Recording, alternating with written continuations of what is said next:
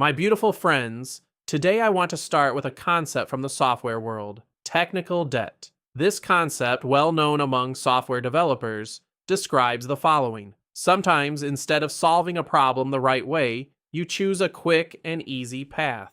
The code works. The system is up. The client is happy. But that quick fix is quietly accumulating in the background. Server costs balloon. The system slows down. And one day, the sum of those quick fixes makes the system impossible to sustain. At that point, you either rewrite everything from scratch, or you learn to live with a broken system. Technical debt means trading instant comfort for a future cost.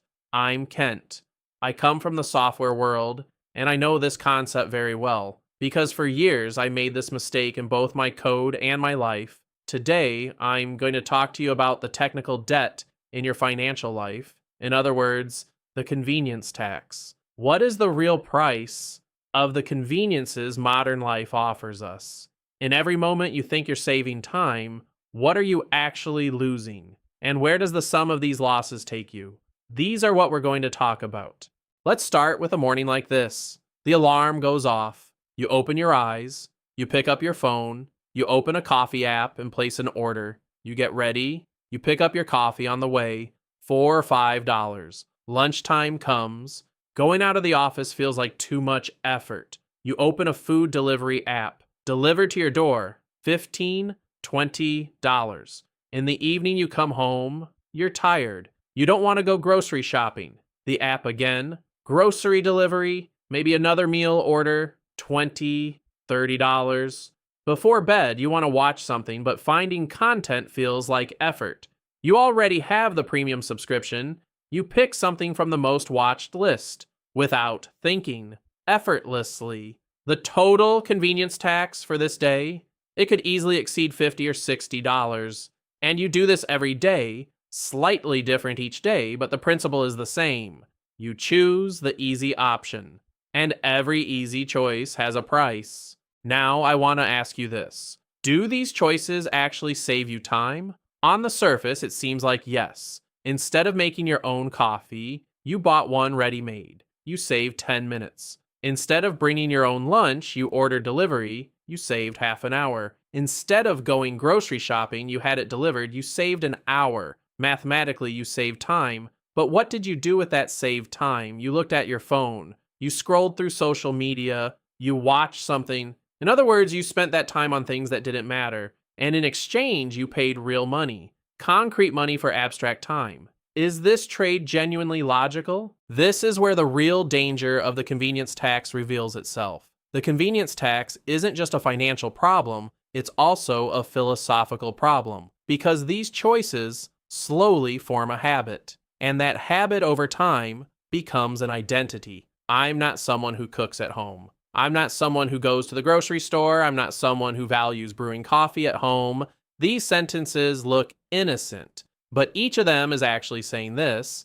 I am someone who avoids discomfort. I am someone who places instant comfort at the very top of their priorities. And this identity leaves very deep marks on your financial life. Let's talk numbers. Think about the daily convenience spending of an average young professional. Morning coffee or tea from outside, once a day, approximately $30 a month. Lunch from outside or delivered, 4 days a week, approximately $80 a month. Dinner orders, twice a week, approximately $55 a month. Grocery delivery service fees and extras, approximately $20 a month. A total of approximately $185 a month. $2,220 a year. Now think about this. What would happen if just half of that $185, meaning $92, were directed toward investment every month? At 10% annual return, after 20 years, approximately $70,000. $70,000 from your morning coffee, your lunch, your evening orders, from half of them. The numbers speak for themselves, but here, I need to say something very important. This video is not about depriving you of everything.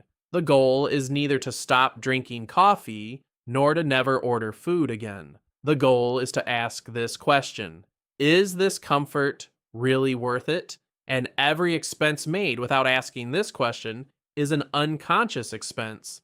And unconscious spending is a bug that slowly eats away at your system over time.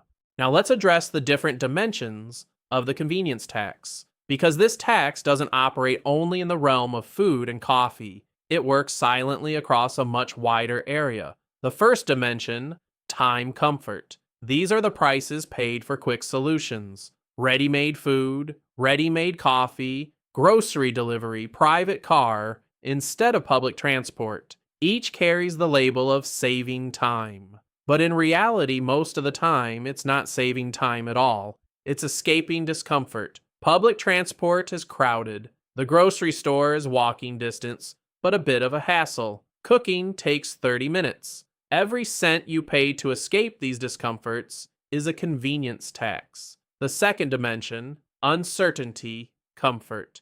These are the prices paid to avoid having to make decisions. Ready-made clothing collections someone chose for you. Package holidays, everything is arranged. Ready-made investment portfolios, someone chose for you. Some of these are reasonable, but some of them are actually saying this: I don't want to make my own decision. I want someone to take on this responsibility, and I'm willing to pay for that.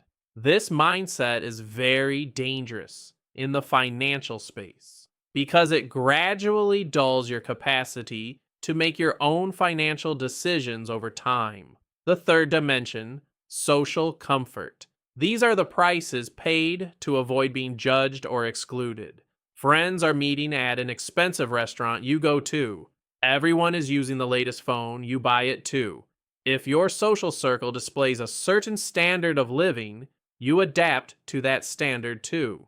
Social conformity is a need, but the financial price you pay for social conformity can take you to a very different point in the long run, far removed from that social environment. The fourth dimension, emotional comfort. These are the prices paid to make yourself feel good. After a hard day, you order food. At the end of a stressful week, you go shopping. Spending disguised as self-reward. These are perhaps the most human of all, but also the most insidious, because the emotional trigger goes unnoticed while the spending shows up on the bill. My beautiful friends, now I want to introduce you to another very important concept from the software world: optimization. What does it mean to optimize a system in software? Understanding why every line of code is there. Removing what's unnecessary, making what's valuable run more efficiently, and ultimately achieving better results while consuming fewer resources. Optimizing your financial life is exactly this: understanding why every expense is there, removing what doesn't generate real value, doing what generates real value more consciously, and ultimately achieving the same quality of life, or even higher, while spending less. And the path to doing this runs through convenience tax awareness. So how will you develop this awareness? I want to offer you a very practical framework. Let's call this the convenience tax test. Before every expense, especially expenses you make for convenience, ask yourself these three questions. The first question: is this expense genuinely saving me time, or am I just escaping discomfort? Think about it when you order coffee. How many minutes does it take to make coffee at home? 10 minutes. What would I have done with those 10 minutes otherwise? Probably looked at my phone. So this is not a real time saving. This is a discomfort tax. The second question: am I genuinely spending the time I saved on something valuable? If you're doing something productive with the time you saved, learning something, spending time with loved ones, then that comfort expense might be justifiable. But if you're spending the saved time scrolling social media, consuming random content, then that saved time is actually lost money. The third question: am I making this expense as a habit or as a conscious choice? A habitual expense is an autopilot expense. Without thinking, without questioning, automatically. A conscious choice, on the other hand, knows what it's doing, has evaluated it, and has decided this expense is worth it. The difference between the two is enormous because autopilot spending over time becomes the biggest leak in the system. Now, I want to talk to you about a very interesting concept. Economists call this price insensitivity. When you make an expense very frequently, the price of that expense becomes meaningless in your brain. Morning coffee is no longer a decision, it's a ritual. Ordering food is no longer a preference, it's a habit. And expenses that become habits are no longer processed as real money by the brain, like an electricity bill, like something unavoidable. But your electricity bill is paid for light. That morning coffee is most likely paid just to avoid standing in that line on that particular morning. Price insensitivity is a wonderful situation for companies because the customer is no longer questioning the price, just paying. And companies use this psychology very skillfully. Small incremental price increases, minor extra charges, service fees, packaging fees, each one small on its own, but their accumulation is large, and the likelihood of a price desensitized consumer noticing these is very low. My beautiful friends, now I want to get to the deepest dimension of this topic, the effect of the convenience tax on financial freedom. To understand this, let's do a thought experiment. Two people, both with the same income.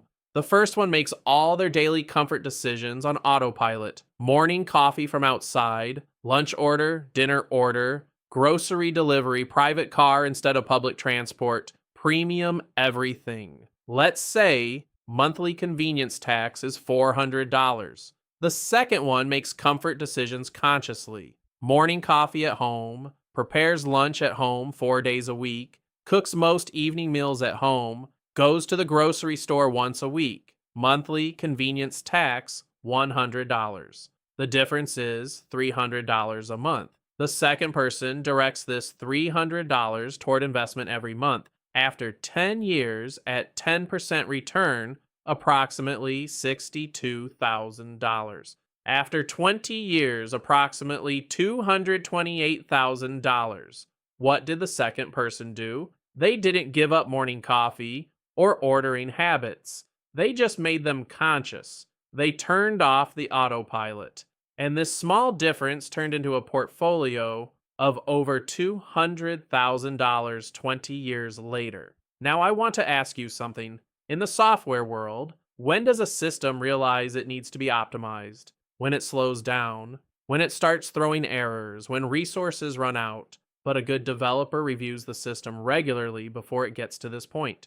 They perform proactive optimization. Your financial system works in exactly the same way. Most people only become aware of the convenience tax when the system crashes, when savings run out, when credit card debt accumulates, when they look at the end of month statement and are shocked. But the proactive approach is to optimize the system before it reaches that point. And what's needed for this is simply awareness. Looking at your own spending patterns at regular intervals. Seeing which items generate real value, noticing which ones are just autopilot convenience spending. Let's talk about something practical. How do you conduct a convenience tax audit? Once a month, just once. Set aside 15 minutes. Open your bank statement. Mark all food and beverage expenses. Mark all delivery and service fees. Mark all transportation expenses. Mark all impulse purchases. Look at the total of these categories and ask yourself this: what percentage of these expenses were genuinely planned and generated value? What percentage were autopilot decisions? The answer to this question surprises most people because when the numbers become visible, the magnitude of autopilot spending becomes striking, and that striking moment is the most powerful source of motivation for change. I also want to add this. Reducing the convenience tax to zero is neither possible nor desirable. Modern life requires some conveniences, and those conveniences carry a cost. The point is not to eliminate this cost entirely, but to manage it consciously. To identify which comfort expenses genuinely add value to your life, and to see which ones are just a habit, an autopilot, an unaware choice When you see this, your system starts to optimize itself because awareness is the most powerful optimization tool. My beautiful friends, there's a saying in the software world: don't optimize early, but don't avoid optimizing altogether either. This saying describes the following: it's right not to start by trying to make everything perfect, but completely neglecting optimization is a disaster. The same applies to your financial life. Micromanaging every single expense is exhausting and unsustainable, but continuing to spend on autopilot without ever questioning anything slowly brings your system down. The balance is selective awareness, being conscious in important categories, making intentional decisions on large expenses, and regularly seeing where the sum of your small daily habits is going. When you establish this balance, both comfort and financial freedom become possible at the same time. I want to give you one single habit today. For the next 1 week, before every expense you make for convenience, pause for just 5 seconds and ask this: is this genuinely worth it? You don't have to ask this question every single time going forward, but for the next 1 week, ask it. Just 1 week. And at the end of that 1 week, see which expenses were genuinely worth it and which ones were just autopilot. That moment of seeing is enough to change things, because you cannot fix your system without seeing it. And once you see your system, everything you need to optimize it is already in your hands. See you soon, my beautiful friends.